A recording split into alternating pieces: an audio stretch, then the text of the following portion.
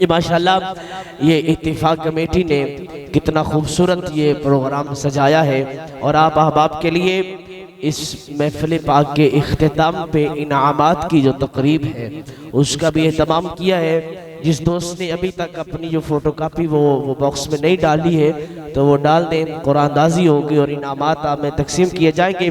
तो ये मदनी मिलाद कमेटी के जितने भी मेंबरान हैं और मुआमिनीन हैं और मुंताज़िमीन हैं उनके लिए मैं 4 मिसरे पेश करना चाहूँगा कि साकू आसरे हिन मिठे मदनी दे।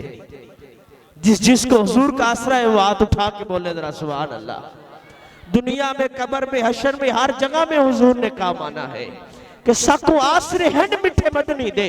साडे हाल ते करम हजार थी सन होसी कहर दी करमी विच माशर ओडू जलवा कर सरकार थी सन। अबू बकर, उमर, उस्मान अली साडे हामी चारे यार थी सन।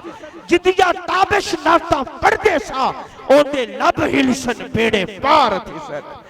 जिदिया ताबिश महफिल करदे सा ओदे लब हिलसन बेड़े पार।